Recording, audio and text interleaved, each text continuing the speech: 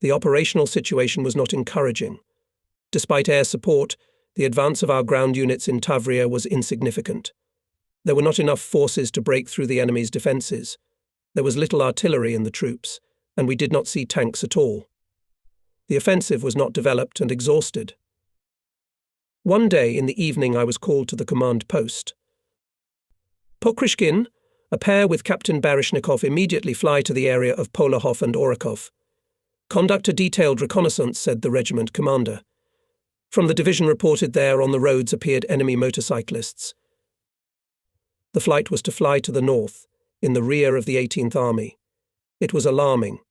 In this direction I had already had trouble when escorting bombers to Mogiev-Podolsky, and I didn't want to take Baryshnikov as wingman.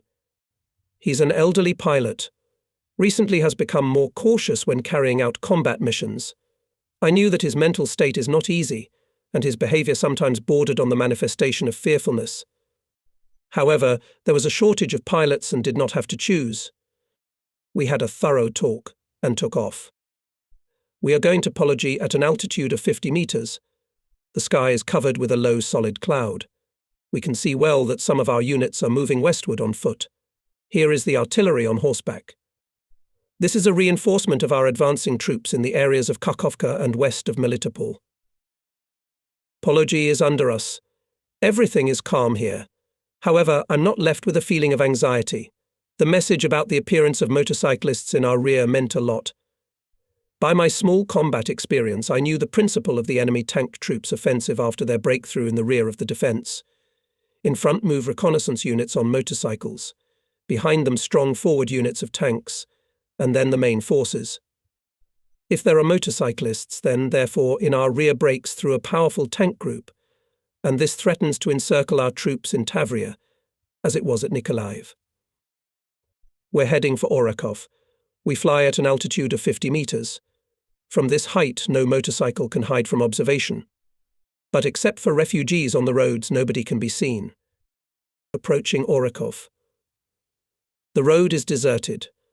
At a small rivulet, shell bursts. It alarmed me who is our artillery hitting. I'm making a U-turn. Once again look at the terrain. Here they are, motorcycles, camouflaged in the riverside shrubbery. There must be tanks somewhere close. In the lowlands, behind the bridge, I see our self-propelled howitzer. I enter the turn and look at it. The cabin is open and empty. There is no one near it either. I looked in the direction of Orakov, and behind us there were continuous anti-aircraft bursts. Undoubtedly, the enemy anti-aircraft gun was firing at us, and the very nature of the bursts confirmed that we were being shelled by Oerlikons. It's clear. There's an enemy in Orakov. We should scout the situation there. But we can't go at low altitude. They'll shoot us down right away. I decided to go behind the clouds, go north, and suddenly jump out to Orakov. I make a combat turn and go to the clouds. I managed to see where the wingman was. Baryshnikov took a course to our airfield. I'll have to act alone. It's even better for me. I won't have to guard my wingman. And the Oerlikons are beating relentlessly. At an altitude of 800 meters, I dropped the roll and entered the clouds. Immediately turned left about 30 degrees.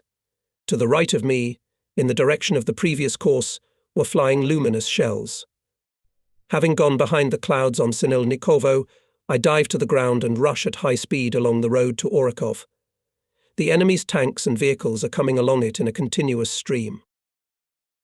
I descend 2 or 3 meters from the ground, press close to the column, using it as a shield covering me from anti-aircraft fire. Enemy anti-aircraft gunners, fearing to hit their vehicles, can't fire cannons and machine guns obliquely. Jumped out on the northern outskirts of Orakov. There is a cluster of tanks. It's refueling. Ran close, frightened the tankers and drivers of gasoline trucks. I got out of the anti-aircraft fire zone in the lowland south of Orakov. I'm deciding where to fly next. To the airfield? No, I still need to see how our troops operate in the Kakhovka area. I'm sending the fighter there. There's fighting east of Kakhovka, but we can't see our retreating units. So they're holding firm. I turn around and fly to Melitopol. Along the front. Here is the same picture. The troops are fighting stubbornly and, apparently, do not think about withdrawal, that they can be surrounded. Took a course to the airfield. The thought of the threat of encirclement of our troops in Tavria does not leave my head. In the coming days, an avalanche of tanks from the north will cut off the escape routes of the entire southern wing of the front.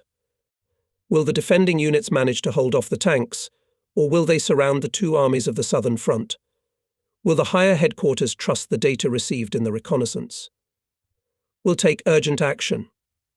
All these thoughts did not give rest. I landed on the airfield with a straight line and quickly approached the command post. Near it, I see the pilots of the regiment. They are waiting for cars to go to the village for dinner. The regiment commander apparently was waiting for me impatiently, went to meet me. What did you find out? Report. I can hear anxiety in his voice. It's a shitty business, comrade regimental commander. From Sinelnikov and from Zaporozhye on the roads to Orakov are moving more than 200 tanks and hundreds of cars. At Orakov, more than 100 tanks are refueling. There may be encirclement of the 18th and our 9th armies. What are you saying? That's right, comrade commander. It's worse here than at Nikolaev. Matveev. Immediately report this to division headquarters. Ivanov ordered, and he hurried to the CP to contact the commander. I was immediately surrounded by pilots. Asked about the situation. I did not keep silent. I see they thought about it.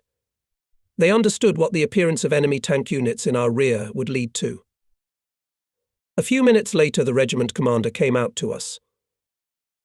Do not leave for dinner. Firmly ordered Major Ivanov. Immediately fly out by squadrons to our reserve airfield in Volodarskoye. I realized that the command promptly reacted to the situation. It means that I had not flown in vain. It means that my data was fully taken into account. The next day I had to fly again to the Orakov area for reconnaissance. This flight turned out to be dramatic. I had never had such a flight in the course of the whole war. And it started like this. At dawn, the deputy commander of the Air Division, General Gill, came to our regiment. He immediately called me. I've already had to meet with this well-versed general. I thank you for yesterday's information. According to your data on the breakthrough of the 1st Tank Army of the enemy decided to withdraw our units, these words met me, General. Thank you. Perhaps our troops will not be encircled. It's hard to say how it will turn out. I'll have to fly to the Orakov area again. Now it's very important to know what the enemy is doing in this direction, where he has directed the spearhead of his blows. Instructions on the organization of the flight will give the regiment commander. Major Ivanov clarified the task, emphasized that it is necessary to scout the approach of new enemy forces. He gave specific instructions on the fulfillment of the task. You will fly in pairs. Lead with you will go Komlev, Viktor Petrovich finished. Komlev. But he has not yet really entered the ranks after returning from the hospital. Maybe let's go back to Baryshnikov. I had a very serious talk with him. No, you can't fly a reconnaissance mission with such a wingman. You know that all experienced pilots are involved in assaults. It's clear. Permission to go and prepare for departure. The appointment of Stepan Komlev as wingman worried me. The young pilot was shot down in an air battle in Moldavia, was wounded. He was treated for 3 months. All this, of course, affected his flying form. I also believed that he had not yet fully recovered from the psychological shock he received in the battle. He should have been given the opportunity to restore the technique of piloting the airplane, as well as to fly on combat missions as part of the 6. Recently, after the death of Dyachenko and the appointment of Deputy Squadron Commander Lukashevich, I have different, including inexperienced, pilots flying as wingmen. They sometimes feel constrained in combat, do not use the positive qualities of the MiG, perform maneuvers at a slower pace, do not always understand my plans. That's why at that period I felt more confident when I flew out for reconnaissance alone. Stepan Komlev, having learned that he would fly with me, was very pleased. I gave him a number of instructions, emphasized that he should look more closely at the air when we will conduct reconnaissance, and in the case of the appearance of Messerschmitts, Immediately warn me by going forward, strictly keep in combat order. I myself took high responsibility for this flight.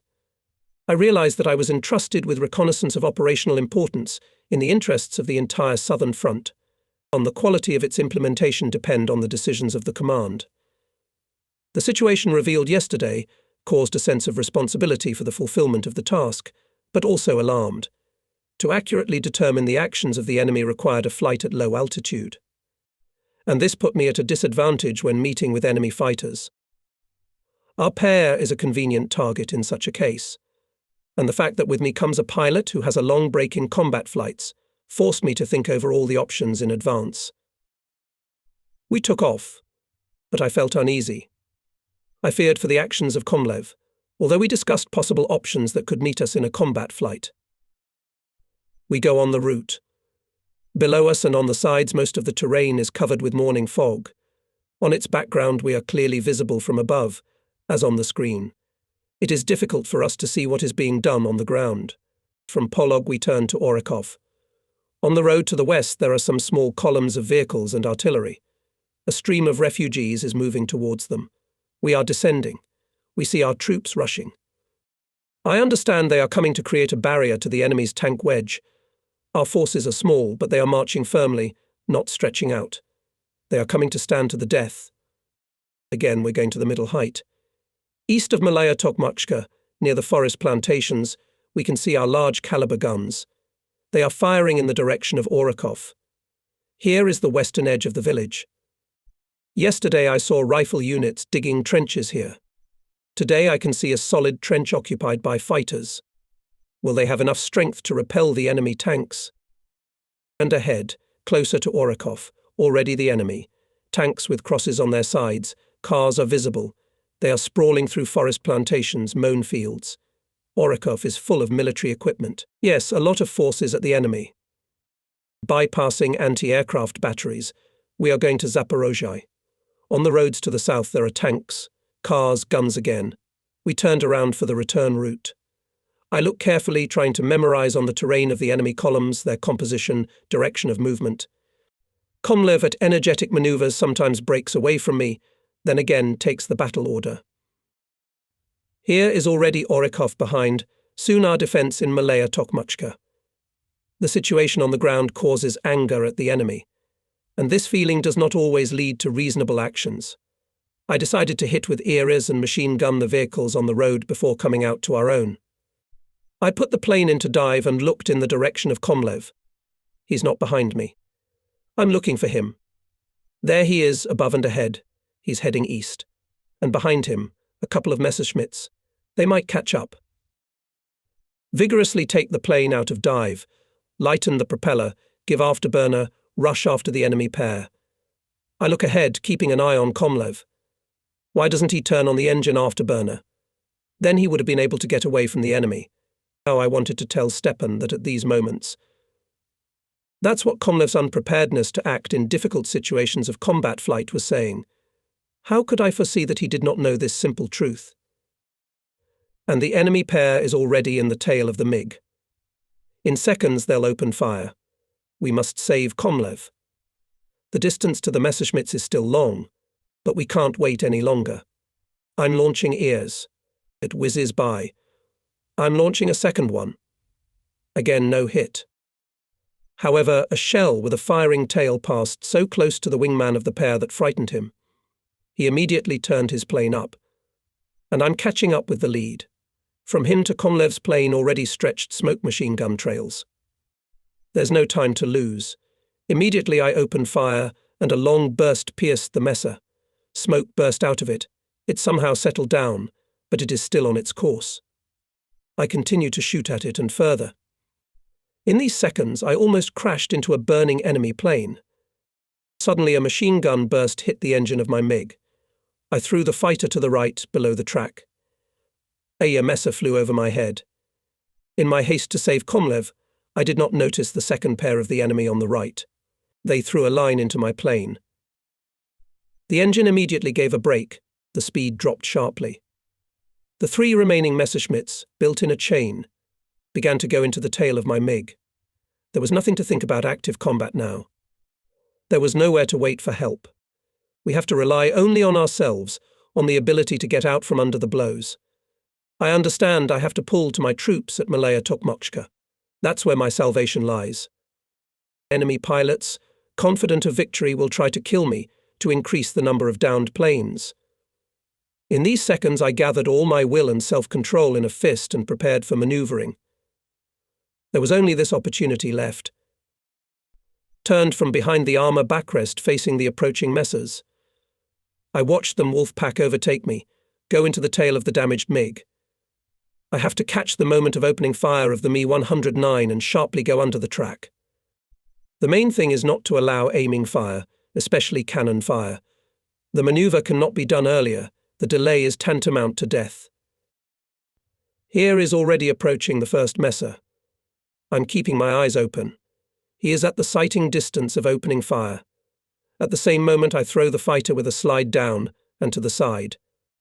The fiery trace passes above, and immediately the enemy plane rushes over me. I see it off with a glance. He again returns to the stretched-out chain of planes. The second one comes in to attack. Everything repeats. But either I was a little late with the throw of the MiG, or he opens fire earlier bullets fractionally beat on the armoured back, as if a hammer pounded. But my airplane is alive. So repeats over and over again the firing on the MiG, and I'm getting away from the enemy's fire. I glance at the altimeter. Gradually losing altitude with each departure from the track, and I need it so badly to reach my own. Just before I hit the ground, the engine stalled. I level the plane and go to land, on my stomach. In the field of vision the ground, a railroad box, a girl drives a cow with a rod. Such a peaceful picture, and suddenly a shot of bullets on the armoured back. But it is impossible to dive under the track the ground does not allow. Explosions are heard in the airplane, and it, with broken control, goes to the ground. Rumble. My head hits the dashboard and I lose consciousness. I vaguely hear the rumble of engines above me. I wake up with a sharp pain in my head. My temples ache, my face hurts. I lifted my head, looked up into the sky. A trio of Messerschmitts is turning around in a chain to attack the immovable MiG. They want to burn on the ground, flashed a thought. It seems that I pissed them off so badly that they don't leave the downed one alone. I realize that I have to leave the plane immediately. With difficulty I unbuckle straps and parachute straps. I try to get up, and I can't. Some kind of fog comes over my eyes. In a semi-fainting state, I fall over the side of the cabin. I fall headfirst onto the wing. I see drops of blood and feel that my right eye can't see anything. That's it. The eye is blown out, and I can't fly anymore. Such bitterness and resentment clench my soul. Is it really the end of my flying? I crawl away from the plane. My consciousness is stirred by the question, where did I land?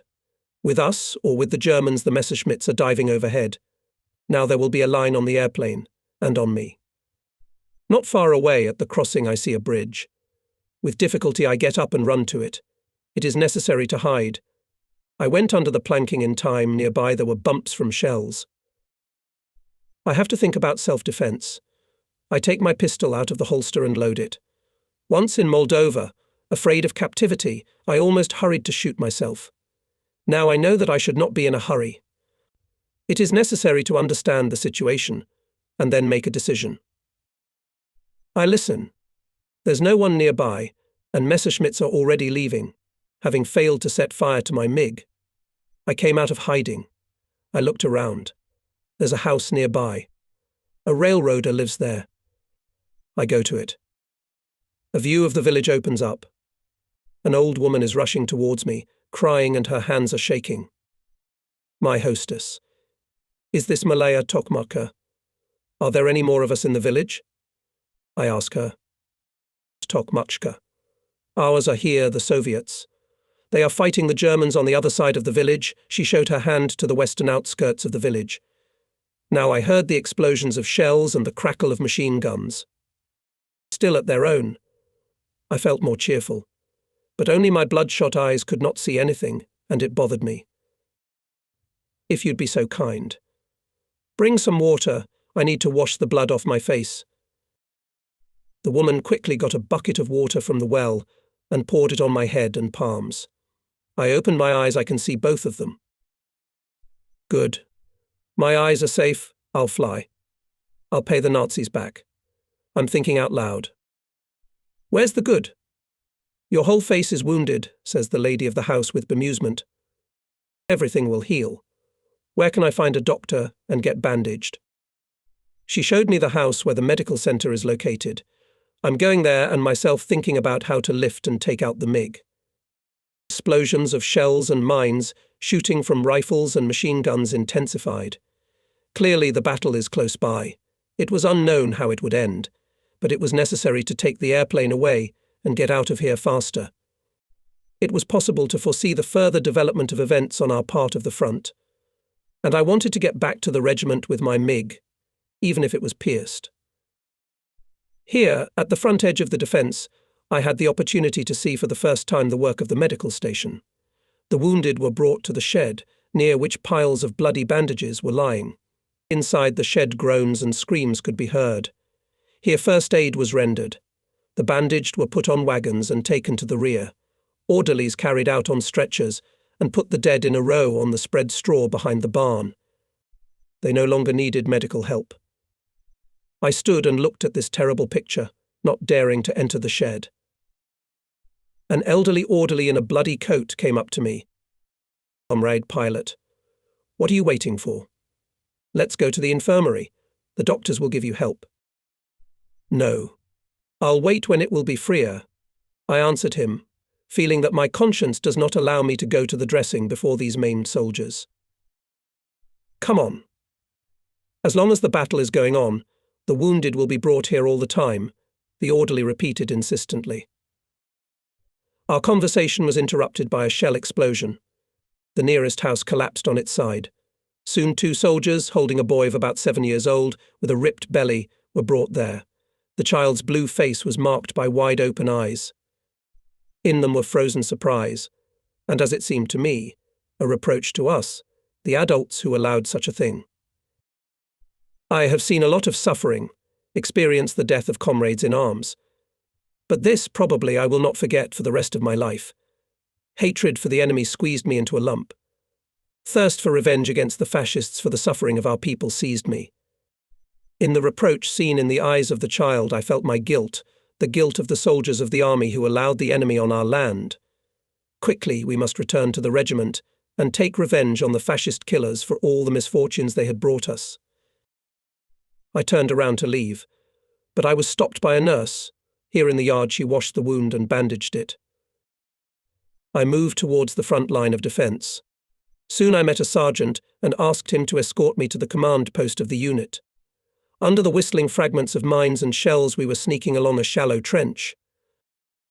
Get down, the sergeant warned me. You won't surprise anyone with your heroism here. Do you want your head to be torn off? The censure passed my consciousness.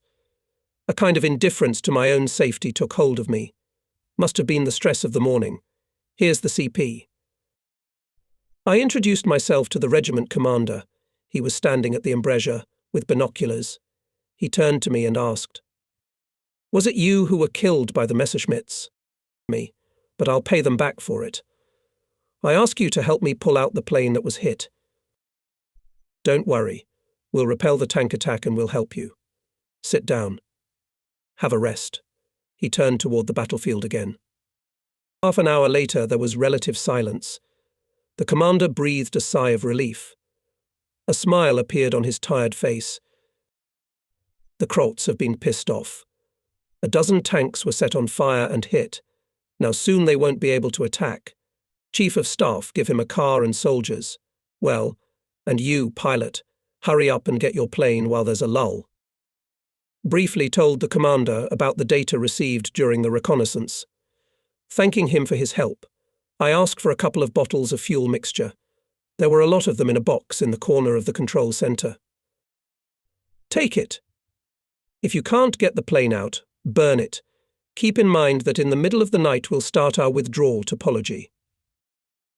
A dozen minutes later we arrived at the airplane and started to lift it. The enemy immediately opened mortar fire on us, firing from large caliber machine guns. We had to turn around and hide behind the houses. The plane was lying 400 meters from the front edge of the defense, in an open field, and there was nothing to think about working in the daylight. As soon as darkness fell, observing light camouflage and silence, our group again began to lift the plane. However, despite the efforts, 24 soldiers were not enough to lift the 3-ton MiG by the wing. And the situation was in a hurry. To the right of the position of the regiment, in the direction to Pology, came the incessant rattle of moving tanks. Tomorrow morning they will strike at the flank and rear of the regiment. What to do? I allowed the soldiers to have a smoke break, and myself once again went around the MiG, thinking about how best to solve the problem. At this time came the officer. The regiment begins to withdraw. The regiment commander ordered to finish the work and let the soldiers go. And burn the airplane, he said harshly. I was even confused. What do you mean, burn the airplane? It was opposed by the consciousness of military duty. The airplane is my personal weapon. To return to my unit without a combat vehicle, and we have them in the regiment and already few cannot. What to do? Have all possibilities been exhausted? Up to now we have been acting on the principle that we have the strength, but we don't need brains. And if there are not enough forces to lift the airplane, we must look for another way. At this critical moment, and came up with the idea of digging under the wings and release the landing gear. 10 soldiers did this work in a few minutes, and now my MiG is standing on its feet. We quickly secured its tail in the back of a 3-ton truck, and Zeus, with the airplane on a semi-trailer, drove out on the road. I was left with a sergeant and 2 soldiers to accompany me. We drove all night. It was not an easy way. I had to keep my eyes open. There were a lot of obstacles along the sides of the road. In the morning, when passing through the village, we were stopped by a herd of cows. The wings of the MiG blocked the whole street, and we had to wait for the herd to bypass the airplane. At the side of the car, leaning on the gate, stood and looked at us middle-aged woman. What a sad look she had. What a longing look she saw us off with.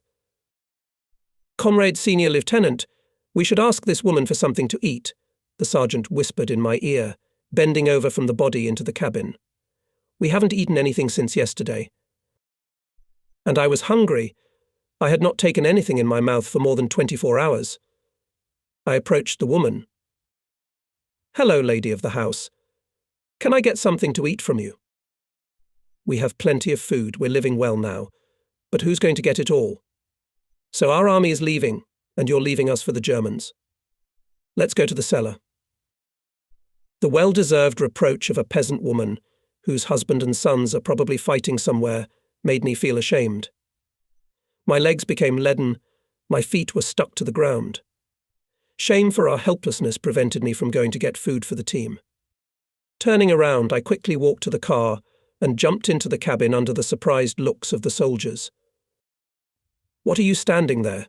Start quickly, shouted at the driver. The woman mother and her grief did not leave my memory until the day of the Bologna. How rightly she said only people began to live happily, and then an enemy invasion. By the middle of the day we arrived at the square of the town of Polohy. Here we drove the car aside, and without disturbing anyone, began to detach the wing planes. It is necessary to save them from damage during further movement. I had skills in unpacking the plane. Work as a mechanic before the army, senior aircraft technician in honor, instilled the ability to competently handle a variety of equipment. The sergeant and the soldiers deftly helped. Quickly disconnected, stacked and fastened the wings between the tail of the MiG and the sides of the car body. Now we can worry about ourselves. The pain in the wound was getting worse. I didn't have to look for a hospital for a long time. It was right there, on the square. The doctor listened to my request and ordered the nurses to remove the bandages. They peeled off the dried gauze, washed the wounds on my forehead, and removed pieces of glass from the broken flight goggles. You must go to bed for treatment, or you may lose an eye. I can't, doctor. There's an airplane outside the hospital. We can't abandon it. And we've got to get out of here fast. I don't understand you. I had to briefly describe the situation. The doctor asked me how I got wounded. After listening, he ordered a bandage and a tetanus shot. The nurses, while dressing me, told me that yesterday they also received a wounded pilot. He landed near Holloway. What is his last name? Where is he now? I asked. One of the nurses went to look at the book of wounded in the emergency room. It was Junior Lieutenant Komlev, she reported. In the evening he was sent to the rear. Do you know him? Asked the doctor. This is my partner. It turns out that Stepan and I were both hit. Your comrade was lightly wounded and obeyed us, went for treatment.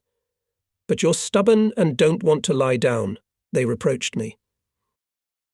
I can't, Doctor. I have to save the plane and get out of here faster. I don't advise you to stay here too long. The tanks are bypassing Pology.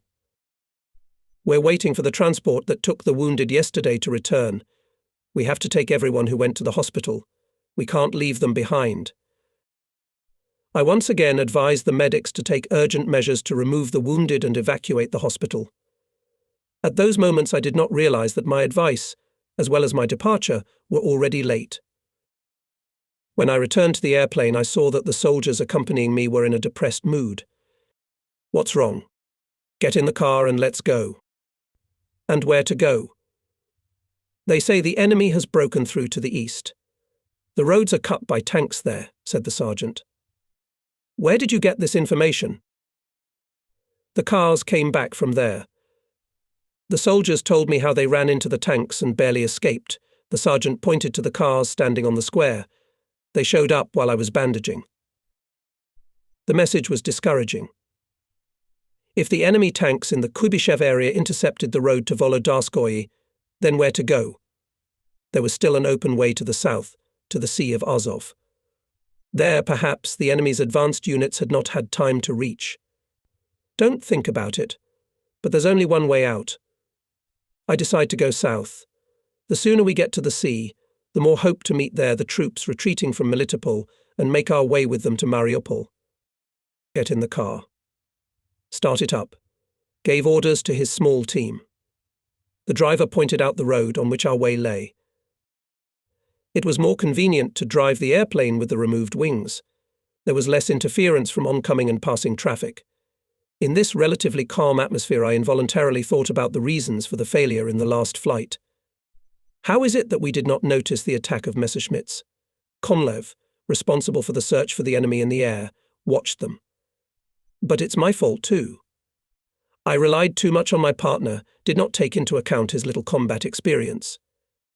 When attacked by enemy fighters, the wingman's behavior was wrong. Instead of warning about Messers, to keep near me, he decided to go to the east. At the same time, he did not use the engine afterburner and allowed the enemy pair to catch up with him. With such mistakes in combat flight, in a poorly prepared technically and tactically pilot I have already had to meet more than once. Now they were made by Komlev. I am also good. Performing such an important task, could not resist, rushed to storm the enemy column. The command was waiting for me to reconnaissance data, and I get out of the encirclement with a downed airplane. I'll never forgive myself for that mistake. Apparently I had not formed the necessary qualities in my character, which would restrain me from hasty decisions. I was tormented by thoughts about the further fate of Stepan Komleva. Did the transport with wounded from Pologsky Evacuation Hospital manage to get through, or was it intercepted by the enemy somewhere? We already knew that fascists do not take wounded Soviet soldiers prisoner, they destroy them on the spot. It began to get dark when we arrived at Verkhnitokmak station. It was full of vehicles and wagons. In some places along the streets, pressed up against the houses, were artillery guns, but there were no shell crates visible on the tractors. Powerful guns and howitzers were now unafraid of the enemy. With difficulty found the leaders of this confused mass of troops. I introduced myself to the senior commander. He stood at the table with a map. Around the officers, looked at me, asked, "Pilot?" "Yes, with a downed airplane." "Well, come on, join us. We'll break through together." The meeting continued. I realized that my hopes to get ahead of the enemy, to get to the sea, were not justified. The enemy's tank units had already captured the town of Osipenko. It remained only to break through to the east together with the units gathered in Verkhney Tokmak. And the commanders behaved calmly, confidently. They made reasonable suggestions, deeply and accurately analysed the situation. All this gave faith in the success of the night raid through the enemy barriers. The Council of Commanders decided to go to the breakthrough at 1 o'clock in the morning, established the order of movement of units, outlined other measures to organise the breakthrough. Soon I returned to the car on the northeastern outskirts of the station. We drove up to one of the huts. The hostess met us cordially, invited us to come into the yard, grilled meat of a sheep killed in the bombing. After a dense dinner, I determined who and when will stand at the post at the airplane, warned about the departure of troops to the breakthrough at 1 o'clock in the morning, and ordered to wake me up in advance. Before that I had not slept for 2 days. As soon as I lay down, I fell dead asleep. When I opened my eyes, it was light outside the window. I immediately jumped out of the house. Anxiety in my soul. The Z's with the airplane was standing, and the whole place was empty. That's it. I overslept. I thought in despair. The soldiers, without waking up, went to the breakthrough with the troops. I rushed to the car, jumped on the wheel. My escorts were sound asleep in the back, under the tail of the plane. I roused them, scolded them like criminals. The soldiers only looked at me guiltily with sleepy eyes and kept silent. In the first minutes I could not concentrate, decide what to do, how to correct the mistake. It was already impossible for us to catch up with the troops that had left for the breakthrough 4 hours late. But the despair that seized me forced me to rush after the units along the breakthrough route. We passed several landing strips east of the station. We saw the place where the units were breaking through at night, craters from mines and shells, broken equipment. Here I really thought about it. It was foolish to go further with 3 men, almost unarmed. Somewhere we would run into the enemy and we would be easily killed. We must look for another way, look for companions to get out of the encirclement. We listened. In the east there is silence, and to the west of us we can hear frequent bursts of shells, artillery firing. Apparently ours are still fighting there. That's where we should move. There is salvation there. Once again we looked around the area. Not far from the road were abandoned wagons and a car. We approached them, examined them. We found a hand machine gun with loaded discs, 2 semi-automatic rifles and grenades. I armed myself like a real infantryman. We approached a semi-truck. It had no external damage, but the engine would not start. We blew the gasoline pipe and the carburetor with a pump, and the car started. I got behind the wheel. We drove in the opposite direction. We crossed Verkhney Tokmak and soon came to Chernigovka. From here we saw that our cannons were firing in the forests to the west. We immediately went there. I introduced myself to a senior artilleryman and asked to give us the opportunity to go for a breakthrough from the encirclement. You'd better contact the army headquarters. They are planning a breakthrough. Our task for now to cover with fire the withdrawal of units. In the army headquarters, hastily loaded on cars, iron boxes and safes. A fire was blazing, burning papers. One of the officers, stopping for a second, threw a few words, gather everyone on the northern outskirts of the village. Soon the concentration was finished, and the signal flare gave the command to leave. Cars of the headquarters in motion lined up in a long column. Behind them we were attached. Behind us self-propelled guns. A column of wagons was being built in parallel. We moved to the east, to the forest plantations. Suddenly the way ahead was blocked by mine explosions, traces of machine gun fire. We turned the column to the right. But even from there, from the plantations, we were met by intensive fire from mortars and machine guns. We returned to the northern part of Chernigovka. Some of the vehicles went down to the ravine that was next to the village. Poorly prepared breakthrough did not take place, and the situation is unclear. And the enemy continued to periodically bombard the cluster of units from mortars. To suppress the enemy's mortar batteries, our artillery had no shells. We are standing, waiting for new orders. My team took refuge from mine splinters behind the wall of a hut, located nearby. The chauffeur offered me to go behind the wall from the car cabin. But I stayed where I was. Though I am not a fatalist, but what fate predetermined will happen. In a few minutes I saw the cars of the headquarters ahead. I decided to check the situation, and the shelling intensified. Mortars continuously hit the village. It was dangerous to go, but I was indifferent to the situation. Suddenly I bumped into a lieutenant general. Tall, statuesque, he excitedly walks alone along the landing. I guess that this is the commander of the 18th Army. I greet him. The general looks at me questioningly with red, inflamed from dust and sleep deprivation eyes. A pilot? How did you get here? I was on a reconnaissance mission near Orakov. I was shot down. What should I do with the plane? On the other side of the landing, Air Chief, General Goryunov. Ask him, said the commander. I went there. I saw among the scattered crates a group of military men with aviation buttonholes on their uniforms. They were burning staff documents on the fire. I was glad to meet aviators. I hoped to get here a reasonable advice of senior aviation chiefs about the further fate, about the airplane. Today, participating in the breakthrough attempts, I myself realized that MiG must be destroyed. I can hardly break through the enemy barrier with it. It constrains the movement, interferes with the surrounding transport. However, to be sure, I wanted to hear the advice of experienced people. Seeing a full, small-height Major General, I introduced myself and addressed him. Comrade General, I was sent to you by the Army Commander. Report. What are you worried about? He asked, looking at me with tired eyes. I told him about the reconnaissance, about my ordeal with the downed airplane, and asked his advice about the further fate of the MiG. You know what I'll advise you, Senior Lieutenant, burn the plane. And if you manage to get out of here, thank fate. I see. But it's a pity about the airplane. It can be repaired and we can fight again. Don't hesitate. We'll break through at night and he'll be in the way. You'll get separated from the column and you won't get out of the encirclement. What to do? I drove my wounded MiG to the straw pile. Lit it up. It was sad and painful to look at the burning airplane. I fought on it for 3 months. It helped me many times in the area of Mogilev-Podolsk and here in Orakov. Immediately I decided to drive with my team to the southern outskirts of Chernigovka. There were no our units here.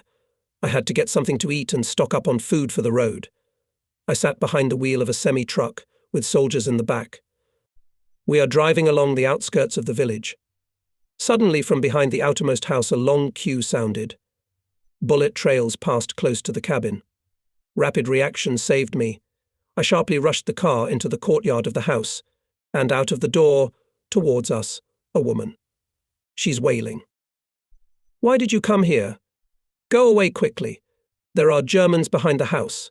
Go away, or they'll burn our house too. I make a sharp turn, and under machine gun bursts we rush to the northern outskirts of the village. Only there we caught our breath. We decided to starve, but not to take any more risks. In the evening, a dozen of ambulances entered the village. All of us involuntarily paid attention to them. The red crosses on the sides stood out sharply. Doctors and nurses came out. Among them I recognized the doctor and sisters who bandaged me in the advanced evacuation hospital in Pology. I came up and said hello. Didn't have time to leave earlier? And how are the wounded?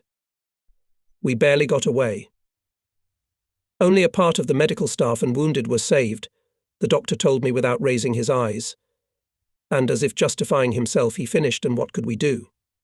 The cars that left earlier did not return. If it is possible, make a bandage. My eyebrow hurts, I asked. The nurses took bags and alcohol out of their bags and peeled off the dried bandage. The doctor examined the wound. It's all right.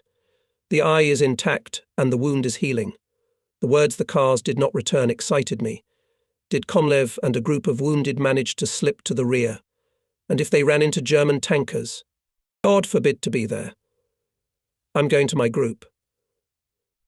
The bodies are full of soldiers. They're afraid to leave their vehicles before the breakthrough, waiting for night. I'm thinking that in my condition, it'll be hard to drive a semi at night, without roads. Do any of you know how to drive? I turn to the soldiers. I am a chauffeur of the second class, says one of them. Good. Inspect the car, prepare it for the hard road. It's getting dark. On the field east of the village began to concentrate units, vehicles and artillery. I decided to move forward to the breakthrough line. We're moving out to the forward chains. They are ready to attack. We were followed by a column of medics, dozens of other vehicles. I find that there is no 3-ton with a sergeant. I look around the column, no sign of him. Did he fall behind, or did he decide to get out of the encirclement on his own? We had a sharp conversation with him before we reached the breakthrough point. When the rumour spread among the soldiers that the situation is almost hopeless and there is nothing to hope for, the sergeant said to me, "Our case is bad. We must go out in our own way." "What do you mean, in our own way?" "I don't get it." "Let's change into civilian clothes." "I already went out near Kiev." "What are you saying?" I was indignant. For such talk. Now neither he nor the car was around. Did he get cold feet and ran away? And the officers were already building a column, preparing rifle units to attack the forest belt, where the enemy's barricades lurked. Colonel, leading the breakthrough, gave the command to attack, and the front ranks of soldiers silently ran forward. Then hung in the air flares of the enemy, and from the forest belt stretched to the fleeing soldiers trails of glowing bullets. The chains lay down. Our column stopped. Several officers directly in the chain lifted the soldiers. I heard exclamations, "Why did they lie down? So all will be killed." Forward to the attack first separate groups, and then all the units rose and rushed at the enemy. The blinding light of rockets, bullet trails and bursting mines again pinned the soldiers to the ground. Only a few soldiers continued to crawl toward the landing. The movement had come to a standstill. But it is understandable. The bulk of the soldiers in the chain from the rear units, they have not been in real trouble, not fired upon. They're lying down under bullet trails. We can't break through that way. I jumped off the step, stepped forward and waited for the chain to rise to the attack, to go in its ranks. The colonel saw me illuminated by rockets and shouted, "Pilot, let's go forward, behind the armoured car." I gave a hand command to the driver of our half-truck and a group of soldiers. "Forward. Follow me." Clinging to the armoured car, we rushed to the forest belt, towards the glowing traces of machine guns. The feeling of fear of enemy fire disappeared. Everyone was seized by the desire to run to the enemy in the forest belt and destroy him, just to get there. I guess that's what happens during a bayonet attack. It is necessary to run forward, only forward, not paying attention to the whistle of bullets, to the falling comrades. Those who do not waver, do not turn back, win. Such a feeling embraced me and the whole group, the whole chain. The German barrier in the forest belt was destroyed, the road was free. Our small column of vehicles with fighters running alongside rushed on. Armoured car, firing, went along the landing, suppressing machine guns on the flank. I returned to the car, looked around. Ahead of us, a little to the right, in the faint light of the crescent moon loomed the hill. It was crossed by a forest belt, and a trigonometric tower was visible from above. Not reaching the height, I decided to stop and wait for the main column. I barely heard the scraping of tracks of self-propelled guns. Apparently they were more than a kilometre behind us. I did not want to break away from the column in a small group. It's dangerous. I realized that now it is necessary to take the initiative and make a decision. The colonel who led the breakthrough is not around. I decide that we will move through the height. Perhaps there are field roads there. However, it is favourable to place firing points on the heights. The enemy can use the height. I'm sending 4 soldiers with automatic rifles to reconnoitre. And the main column is getting closer. Hear the work of engines in a few hundred metres. Finally appears and 4 soldiers. They report that there is no enemy at the height. Let's go. I give a command to the driver. Keep the direction to the tower. The car was just about to start as the engine whined and stalled. The group following me, bypassing us, moved forward. All the companions from our truck were blown away by the wind. They caught up with the cars leaving us and climbed into them, already fully packed with soldiers. We were left alone in the dark, in the middle of the field. "Give me the pump and open the hood." I shouted to the driver. We must not delay. It took minutes to blow out the gasoline pipe, carburetor, and start the engine. Just moved, as from the landing at altitude suddenly hit the column of machine gun bursts. Immediately the front cars burst into flames. It became as bright as daylight. "Stop." I ordered the chauffeur, but I was thinking what to do. I look at the burning cars at the trigonometric tower. I see that part of the group is going back. Didn't the soldiers sent to the height inspect it? In the mind did not fit the criminal attitude to the order given, outraged by their false report that the Germans are not there. Or maybe a small group of the enemy had just taken up a position. I myself fulfilled my duty conscientiously and honestly, and I believe that others had the same attitude. The approaching vehicles huddled around our half-truck. The enemy transferred the fire on the accumulation of vehicles. We must do something, otherwise they would burn the vehicles and kill people. I looked around once more. I see a dark hole to the left of the field. Clearly, the light from the burning cars doesn't reach there. I guess that it's a gully and we should move further along it. Go left, into the valley. I command the driver. We drive down into the darkness. The whole group is following us. The machine gun tracks are higher now. They're not scary. I decided that we should wait for the main column and show it how to bypass the ambush. I went out a little back, listened. The cars are still far away. I involuntarily thought about the vicissitudes of fate. I gained respect for our semi-truck, which we picked up on the road near Reconnaissance. It had saved us from death more than once. Yes, the cars of the evacuation hospital went to the heights. The first lines hit them, and now they are burning on the hill. Probably the nurses and doctors were killed. At the head of the column I saw a colonel I knew. He is standing on the step, looking at the road. There's an ambush to the right on the heights. It is better to direct the column along the ravine. Bypassing it, I shouted to him. Good. Let's go forward. He commands the driver. The experienced officer, apparently, without my advice it was clear that it was impossible to move through the hill. There were burning cars. All the units passed through the lowland without losses. Without stopping we moved eastward, bypassing the settlements occupied by the enemy. Soon we came to Burda. In total darkness we crossed the river. Only one gun, having got a wheel in a hole, fell on the side. We moved all day, almost without stops. In the evening we encountered a column of enemy motorcyclists. In the heat of the fight several tanks came to their aid, but ours fought bravely and repulsed the attack. Soon we moved to the forest where was our airfield. From here I flew out for the last time on reconnaissance to Orakov. I decided to stop there, in case I met some of my people. We drove out to the airfield. It was empty. The regiment and the bow had left here. Where to? Where to look for them? Maybe the inhabitants of the nearest village where the pilot spent the night know about it. But first we had to stock up on fuel. We were already riding on the last litres in the afternoon. Empty barrels were lying at the gas warehouse in the woods. But to our joy, one large tank buried in the ground was filled with aviation gasoline. We found Alvear in the warehouse, filled the tank of the car, and took 2 barrels as a reserve. We drove up to the vehicles of the headquarters. Found a senior, reported the tanker with fuel.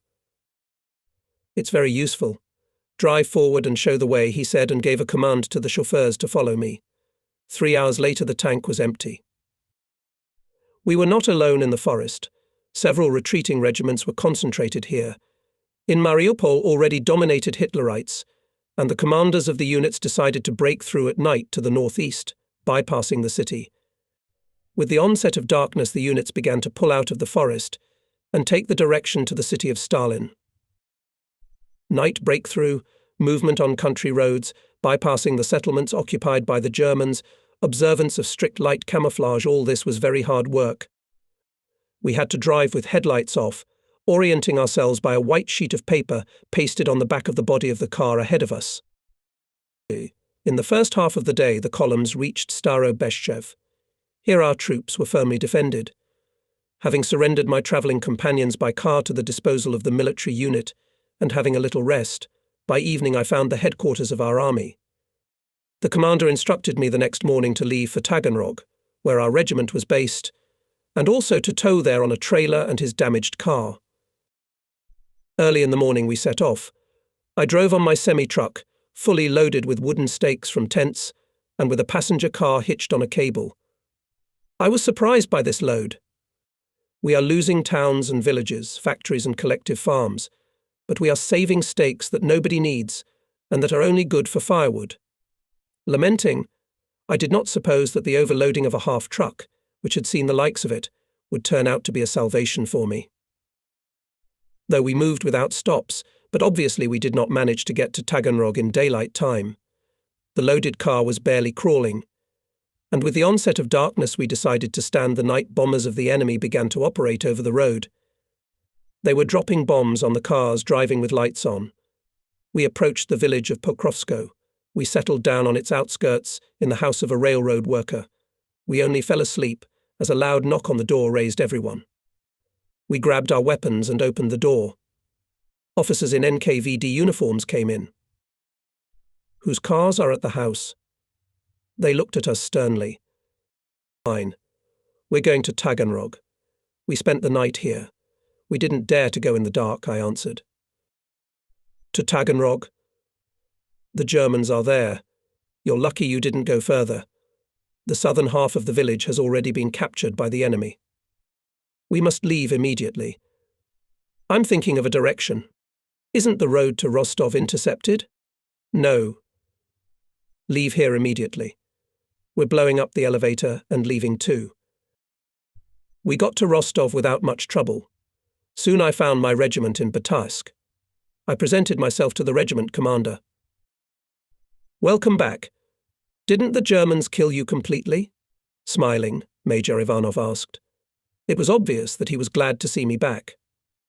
They tried, but failed. And your eye, is it intact? My eyebrow was broken, but my eye was intact. Good, so you'll be flying and fighting. We knew you'd come back. We've been waiting. Have a rest here in Bataisk. After such an odyssey you need to heal. And then come to us, to Sultan Seyli. The regiment will be relocated there. I experienced a lot of hard things in just 1 week, but the meeting with pilots and technicians of the regiment dispelled gloomy thoughts. At the aircraft parking lot met Andrei Trude. Smiling, he greeted me. Comrade Senior Lieutenant, where did you swap the MiG for this shabby motorized truck? Looking at his smiling face, I felt even warmer. Still the same. A joke and a kind teasing first of all. My friend Andrei, this half-truck saved me 3 times. The commander himself assigned it to me. You could say a personal car. Pilots and technicians immediately surrounded us, asked us to tell about our ordeal. I had to mentally go through the days and nights of this hard week again, to tell about the experience. I am remembering, and myself thinking about the slave. Do they know anything about him? I couldn't stand it, I asked. But the regiment knew nothing about Stepan Komlev. The sanitary unit took me seriously. They cleaned the wound, removed pieces of glass. But I was in a bad mood. I did not feel well away from combat work, from friends. I was drawn to them. I saw how steadfastly, honestly and bravely my comrades in arms performed their duty in a difficult combat situation. I physically felt the need to get involved in combat work faster. On the 3rd day I couldn't stand it. I went to Sultan Seyli in my personal semi-truck. The mood of the pilots was not cheerful. Squadron Commander Konstantin Ivachov and his wingman Sergeant Ivan Dengub did not return from a combat mission. And on the next day Kuzma Selivastov, who flew on I-16 to search for this pair, died. Only much later we learned that Selivastov alone fought with 4 Mi-109s. In this unequal battle on an obsolete airplane, Kuzma was shot down. He was buried near the airfield, from which he flew his last combat flight. Days will pass, and I'll come to his grave. I will stand and think about this patriot of our fatherland, and about many other pilots who died in battles with the enemy.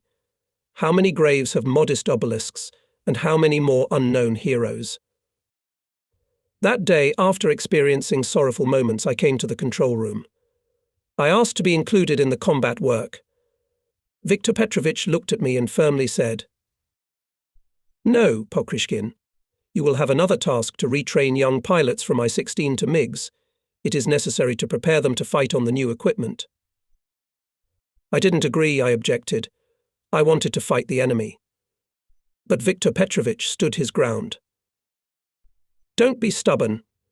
You know that an experienced pilot should teach. Until your eye is healed, I will not allow you to fly combat missions." The commander, as always, was right. It was a little early for me to get involved in combat work. I said goodbye to my friends, took the young pilots and went to the place of gathering to Zernograd. For the second time during the war, one was entrusted with the training of young people. I was driving, and my thoughts were overwhelming. I realized that I had taken on a difficult task. There is not much time, but the task is difficult. The main idea was maturing to pass on to young people everything that the war has taught, to focus on the formation of those moral, political and military qualities that make a pilot a fighter. Of course, we will master the technique, teach pilots to pilot the MiG. We still need to help them gain self-confidence, to teach them to critically analyze the results, to cultivate a constant desire for improvement, constant dissatisfaction with what has already been done. And can we be satisfied now, even a major victory in the air? The enemy is still trampling our land, and as long as he holds a weapon in his hands, he must be exterminated. Zernograd welcomed our group warmly and affectionately. The weather was sunny and bright. The last days of Indian summer, spiders were pulling their threads in the air, autumn-coloured trees and bushes. All this relaxed me, pulled me to rest. I wanted to relieve physical and psychological load of the last hard months, but there was no time to admire the beauty of southern nature.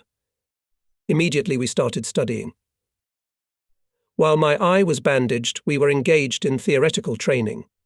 Much attention was paid to deep study of MiG-3, peculiarities of its piloting in battle with air and ground enemy.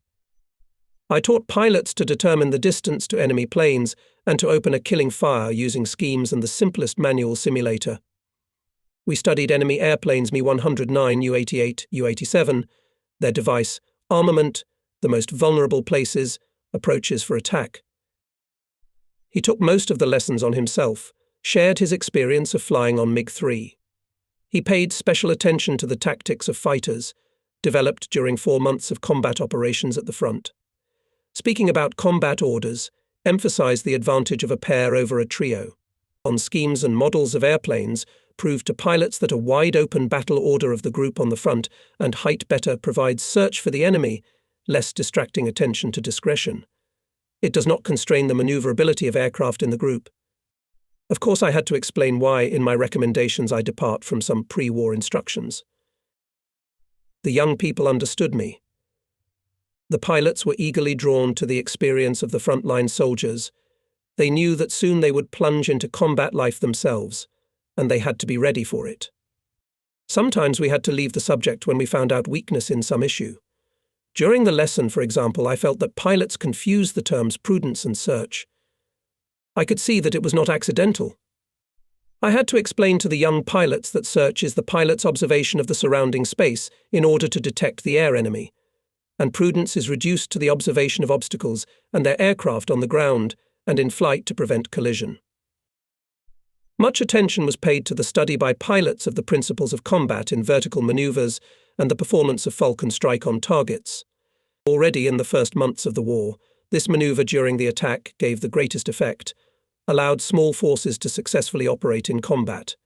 It was reduced to the fact that the pilot, having an advantage in altitude, attacked the target from above, at high speed. Falcon strike required increased skill, the ability to accurately hit the enemy in a short moment. Speed compressed seconds. It imperiously dictated its own terms. In conversations, invariably emphasized these features of high-speed combat, tried to ensure that young people were ready for them. Solving the introductions, setting tasks for the pilots, gave as much time as the real situation in the air allowed. A fighter must accustom himself almost instantly to work out the right decision. Political training was planned every day. Classes often had to conduct and me. It is well known that a commander must have the skills and ability to conduct political work. Pilots at the political training, conducted by a commander who had personal combat experience, listen more attentively to the explanations, are imbued with hatred of the enemy, more clearly understand their tasks to protect the homeland. The press and radio played a great role in political education. The pilots read newspapers in the evenings, listened to radio reports from Moscow. We were better informed about events on the entire Soviet-German front than in combat conditions. Unfortunately, the reports from the front were not happy. With anxiety, we followed the events on the outskirts of Moscow. The flight and technical staff had a growing desire to finish retraining more qualitatively and quickly to join the combat activity. Soon the broken eyebrow healed, and I began to take the pilots out on UT4. Then we switched to MiG mastering at first flights in a circle, and then to the zone. The program of piloting on MiGs was completed with flights for group flying in pairs and in a link.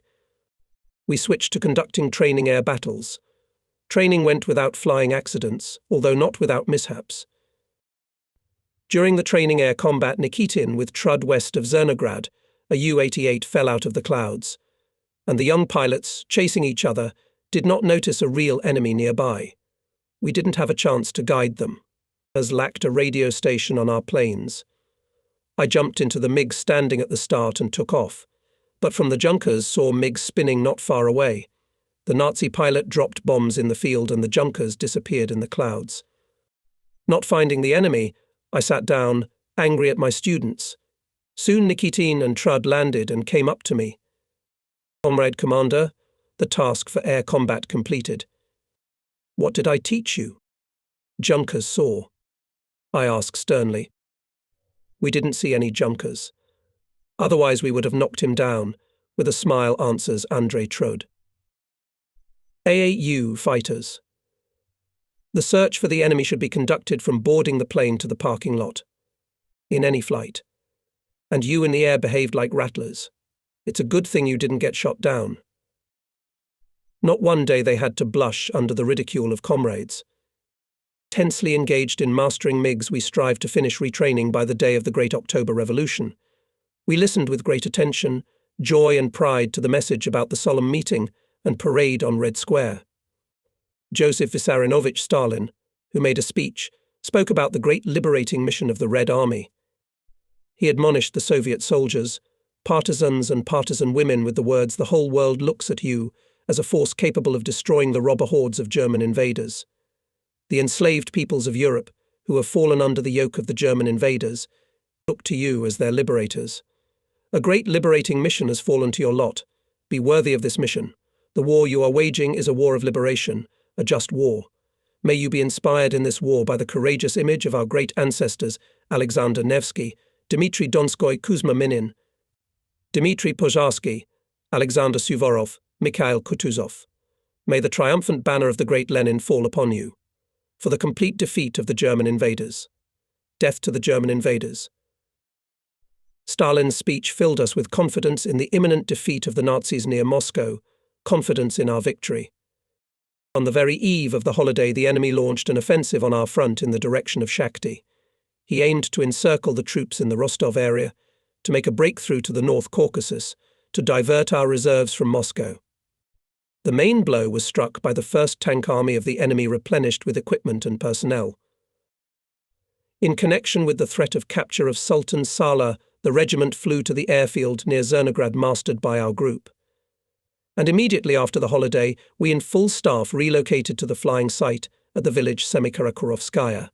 From here and began combat work. With the fall came low clouds and fog. They limited the actions of aviation. Air battles were held less and less often. Flying large groups to attack the enemy became difficult, and the situation required active operations. In such weather, the main load fell on more experienced pilots. Flying alone for reconnaissance and small groups to attack the advancing enemy units, we strove to act effectively, to inflict tangible damage, to help our ground troops in repulsing the enemy offensive.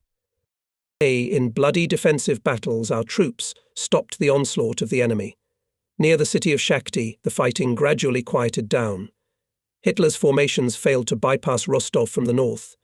The enemy began to regroup its forces, especially tank forces. In these conditions, it was very important for the front command to know where the enemy was moving its main striking force, the tank army. But in these decisive days, bad weather pressed us to the ground. Aerial reconnaissance became impossible. One morning of one of these grey days of low clouds, pilots gathered in their regimental dugout. I was scrutinizing the flight map. Now it would be nice to fly alone on a glide path and storm the Germans on the roads. I had a thought. You cannot be afraid of anti-aircraft guns. In such weather, anti-aircraft gunners will certainly behave carelessly. I began to calculate the flight route, characteristic landmarks on it, to determine the roads where it is possible to suddenly reach the enemy columns.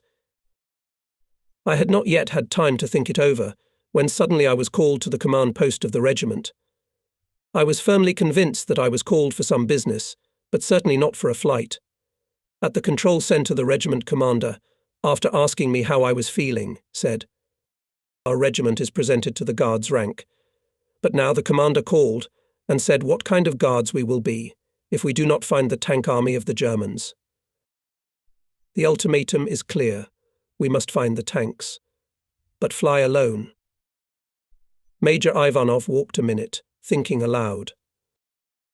All hope now in the command on us pilots, in fact, on those who will be able to act in an extremely difficult situation. Do not worry, comrade commander. I'll try to find it. Take it into account. The weather is very bad. From a neighbouring regiment to perform this mission flew Chaika and I-16. Both pilots crashed, but you're flying a MiG. Having received the route of the flight, on a 2-kilometre map, began to study its characteristic landmarks.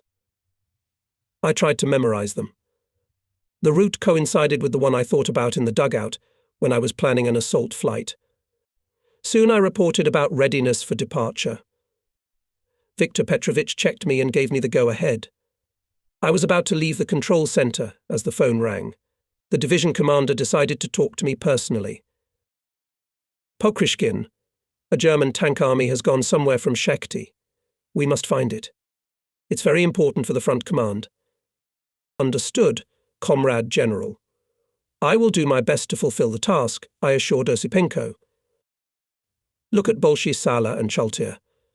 There, according to the data we have, our troops have surrounded the Germans, but the main thing, tanks. It's clear. Permission to execute." Barely took off, didn't gain 30 metres, when I touched the lower edge of the clouds. The horizon is closed. The ground can be seen only at a distance of no more than 500 metres. I came out on the Novocherkassk-Rostov Railroad and headed for Bolshy Sily. I fly at a height of 10 metres. I jump out to the village.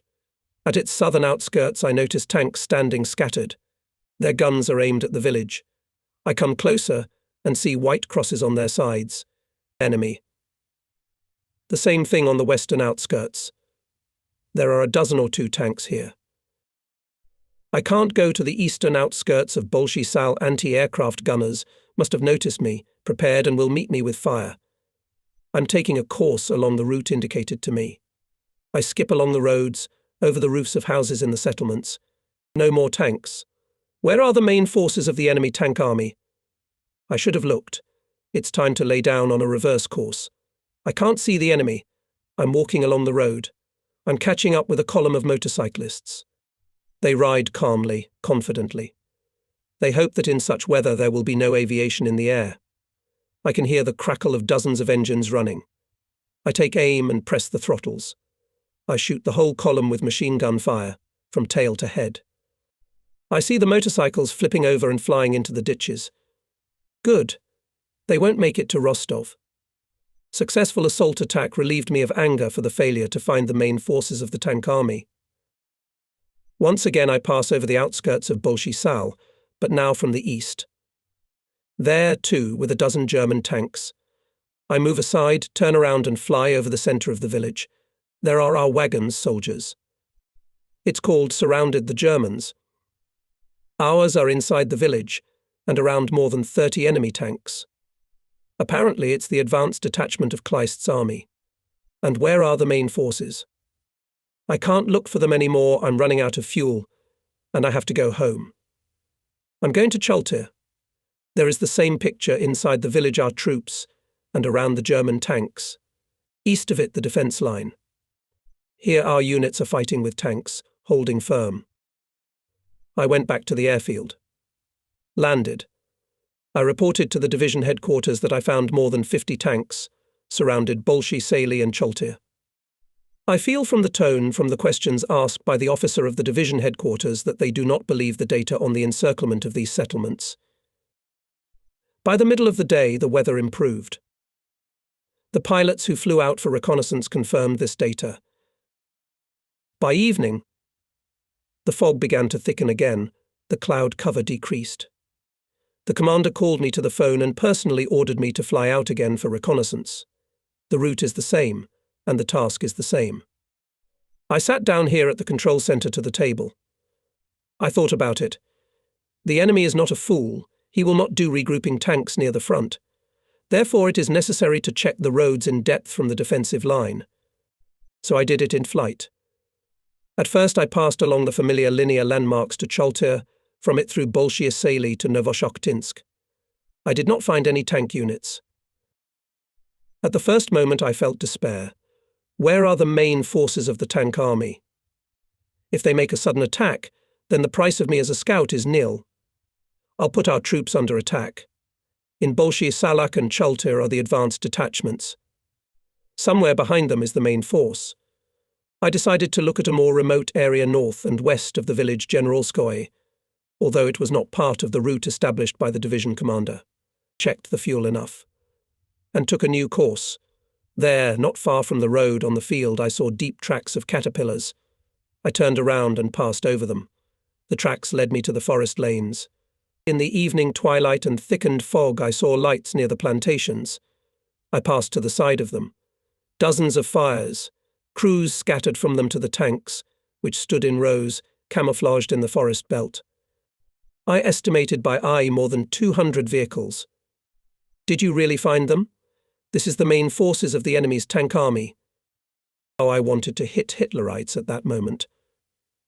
After all, I have 2 unused eras under my wings. The height of clouds 25-30 meters. It did not allow a quick maneuver. I'm turning with a small roll. The wing at the very ground. It took about a minute. But even this time was enough to prepare the enemy anti-aircraft gunners. They met the MiG with heavy fire. I reacted immediately. I dive into the clouds and make a turn to the right. To the left of me, flying glowing shells, Alikon, I guess. They shoot on the course of the entrance to the clouds. Away from the cluster of tanks came out of the clouds and took a course to the airfield. I go home and mentally scold myself for stupidity. With such difficulty I found the tank units and could deprive the command of valuable information. I remembered the same erroneous decision at Orakov. It led to the disruption of an important reconnaissance and the ordeal of being surrounded. No, we must pull ourselves together. Learn to make cold-blooded decisions. Here is the airfield. At the control met with anxiety and joy. Major Ivanov looked at me reproachfully. Finally arrived. We are worried here. You're running out of fuel, and the fog is thickening. What took you so long? You must have found the tanks. I found them. I barely got away. I answered with a grin. Let's report to Osipenko. He's already tortured us with calls. He kept asking about your arrival. The division commander, having heard my message, said in a satisfied voice, "Well done. Consider that I have already presented you for the award of the order." "Thank you, Comrade General." I really wanted to add that I am not fighting for orders, but I decided not to spoil a good mood for myself and the command. The next morning I was raised at dawn. As soon as the weather permits, it is necessary to fly to the wooded areas to find out where the tanks discovered yesterday are moving. I flew at extremely low altitude. Tank columns of the enemy, without camouflage, were moving along the roads to Rostov. The enemy's plan was clearly outlined. He was preparing a blow to the city from the west and north. In Bolshy, Sala and Chaltir there were no longer our units. At night they broke out of the encirclement and joined the defending troops. The way of their exit was marked by abandoned wagons. All this information was reported to the front command. I think that they played a certain role in the development of further decisions. On our front in the middle of November, there were big events. The enemy's tank army with the infantry divisions came up and rushed to Rostov. On the same day, the troops of the Southern Front launched a counter-offensive west of Shakhty. They successfully broke through the defense of fascist troops and began to go to the rear of the main grouping of the enemy. The enemy tank army, which had captured Rostov with heavy losses, was in a critical situation. The enemy began a hasty retreat to a pre-prepared line of defense along the Mayas River, covered by barriers at road junctions and settlements. Unfortunately, aviation units could not actively participate in the fighting. Low cloud cover, fogs and snow charges limited our actions. The enemy's airplanes did not fly at all. General Osipenko often sent me on reconnaissance of enemy rear guard obstacles to search for our cavalry formations operating behind enemy lines. I had to conduct many flights in the most difficult weather conditions, flying blind, at a height of 30 meters or less, to get into snow charges. Only accurate piloting of the airplane by instruments allowed to maintain course and altitude more than once saved me from collision with the ground. Reconnaissance of tank barrages, covered by anti-aircraft guns, even at a strafing flight was not safe. The terrain is open, there are few troops. The enemy anti-aircraft gunners were directing fire. It is difficult to escape from it, although the airplane led, pressing almost closely to the stubble. We had to vigorously go into the overhanging cloud cover, sharply change course, maneuver, get away from the glowing traces of Evacuation. And the subsequent exit from the clouds for visual observation at low altitude required great caution. One could easily catch the ground. In such cases, I used a gentle glide exit with a slight roll. This was a safer method than descending straight ahead. Exceptionally difficult weather conditions have developed the habit of carefully preparing for each flight, to be extremely focused, attentive, to show constant vigilance to fulfill the combat task. During those days of heavy fighting near Rostov, each of us constantly thought about Moscow, bitterly experienced the failures in the defensive battle at the walls of the capital. We firmly believed that Moscow would not be given to the enemy. But the anxiety for her did not leave for a minute. In this environment, an important role was played by strengthening the political work, aimed at strengthening the moral and psychological state of the regiment's personnel. Everything was done to raise the combat activity of each pilot and technician, to develop initiative and perseverance. This work was effectively organized by the regiment commissar Mikhail Akumovich Pogrebnoy. He came to us to replace Chupakov, who left for flying work in the Reserve Aviation Regiment. Although Pogrebnoy was not a pilot, but the personnel of the regiment treated him with great respect, appreciated him for his attentive attitude to each soldier, for his kindness. His talks, full of vivid examples of heroism, we all listened with great attention. He skillfully brought to the pilots' tasks, emphasized that our successful actions here, near Rostov, are aimed at the defense of Moscow. Crushing the enemy, we are restraining his reserves, destroy manpower and equipment. Well-organized and purposeful work of political staff, party and Komsomol organizations inspired pilots and technicians for more successful performance of combat tasks. Storming the enemy columns, making fire strikes, we all realized that every killed conqueror, every burned car, damaged cannon our contribution to the common cause of victory. In the first half of December, the battle near Rostov ended. The enemy grouping was defeated and pushed back to Taganrog and beyond the Mayas River. The enemy suffered great losses, and only additional forces from other parts of the front and prepared in advanced defensive positions allowed Hitlerites to stop our counter-offensive. And what jubilation was brought by the news about the defeat of the main grouping of the fascist army near Moscow, about the rapid advance of our troops to the west. There was much to rejoice about. The enemy suffered huge losses, was thrown back from the capital. Hitlerites had not experienced such a blow for the entire Second World War. Our worries for Moscow were dispelled. The faith in the imminent defeat of fascist invaders, in our victory, became more tangible. After a hard first half year of the war, we all entered the war winter with great hopes. The regiment was relocated to a field site near the town of Shakhty. From here it was closer to act on Hitler's troops. The pilots conducted reconnaissance, stormed the enemy accumulations at the positions, destroyed his transport on the roads. The enemy aviation on our site appeared rarely, and there were almost no air battles. The winter that year was severe. Frost and snow blizzards significantly limited combat activity. The weather dictated its own conditions. We flew in small groups and alone, destroying vehicles with machine gun fire and ERS. It was impossible to use bombs because of low clouds. In one of such sorties on New Year's Eve, our group of 4 MiGs found a small column on the road to Amvrosievka. We suddenly went to the target and attacked it from the start. The strike was lightning fast and accurate.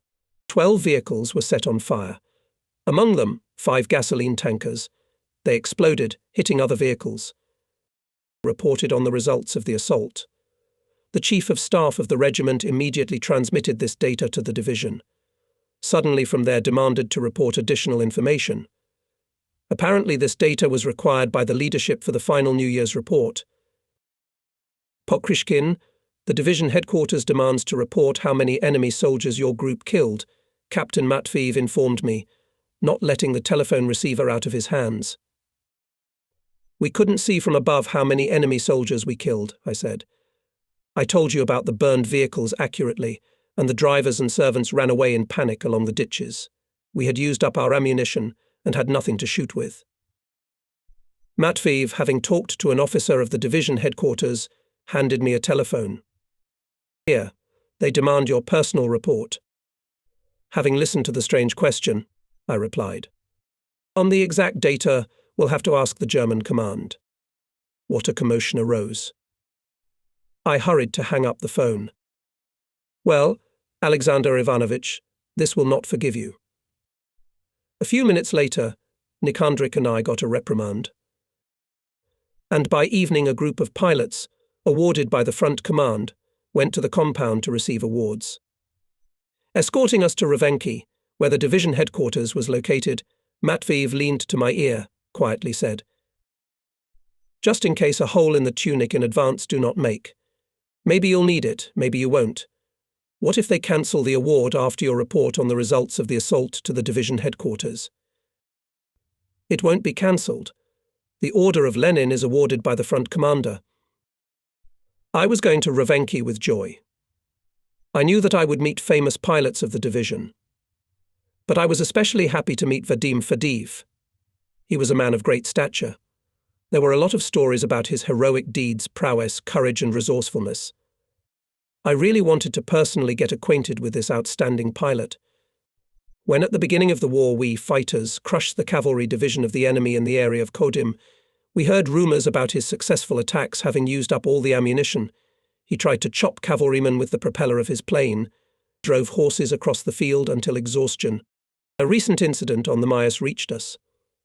Once during an assault, Vadim Fadiev's plane was damaged. He had to land on the neutral strip between the trenches. Vadim managed to run to his own under fire. Our infantrymen surrounded the pilot with astonishment. In an effort to save his plane, Vadim immediately arranged with the commander to attack. "Forward, for the motherland," shouted Fadiev. His powerful bass voice was heard by the whole battalion. The soldiers jumped out of the trench and with shouts of hurrah rushed to the height. This attack was so unexpected and so decisive that Hitlerites did not have time to recollect. Our soldiers jumped into the enemy trench, killed the fascists, captured the height and organised its defence. Vadim Fadiev, with the help of soldiers, dragged his I-16 to a safe place. The commander of the rifle division thanked Fadiev for his help in capturing the dominant height, then invited him to his CP to have lunch and allocated a car to tow the plane. In the division headquarters, I immediately recognized Vadim Fadiev. I approached him and extended my hand in a friendly manner. "Hello, Fadiev. Senior Lieutenant Pokryshkin. I've heard a lot about your heroic deeds and I'm glad to meet you." Sergeant Fadiev. "I've heard about you too. I'm ready to become a friend." So our personal acquaintance took place. It grew into a real battlefield friendship. Fate connected our paths. After awarding, the pilots and engineers were invited to a technical conference. Among others, the divisional engineer spoke at it. He took a very difficult topic, the superiority of our fighters over the Messerschmitts, but spoke unconvincingly, superficially, praised the horizontal maneuverability of the Chaika and I-16, their advantages, touched on the high qualities of the MiGs. In the discussion of the report, pilots for some reason did not show initiative.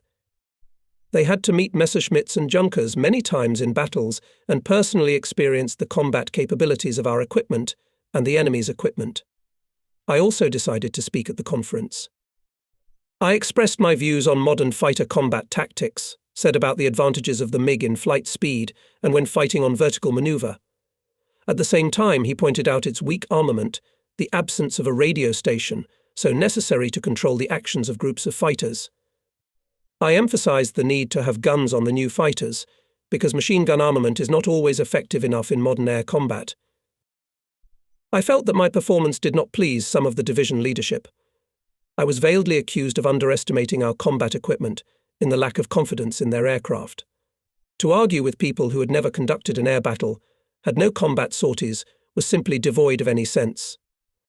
In the evening we were leaving Ravenki. In principle, it was a joyful day for me. I received a high award of the motherland, met interesting people, but there was also a feeling of dissatisfaction. I could not make a deep and convincing speech at the conference. Probably I did not have enough arguments, the ability to defend my views.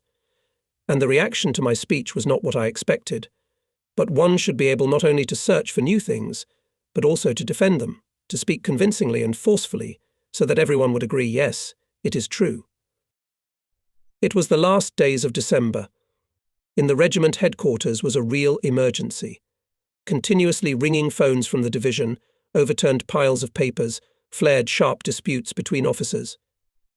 We, the pilots, knew that they were preparing data to summarize the results of combat operations of units for 6 months. In the regiment evaluated the results of each pilot. On New Year's Eve, everything calmed down. That day by evening in the pilot's dormitory appeared in the adjutant of our squadron, Medvedev. Soon came up to me. I see upset. I couldn't defend your candidacy. What's the matter? First place in the regiment was given to Fidjichev. What's wrong with that? You've flown about 200 combat missions, shot down more than 10 airplanes, and they gave you the second place. Well, why be upset? Are we fighting for prizes? Medvedev, seeing that he was not supported, even confused. I moved closer to him and calmly said, "We will defend our authority in battles. I won't hide it. I had other things on my mind. We had to prepare for tomorrow's attack flight, to open combat operations in the new year. Other pilots were also preparing for such sorties.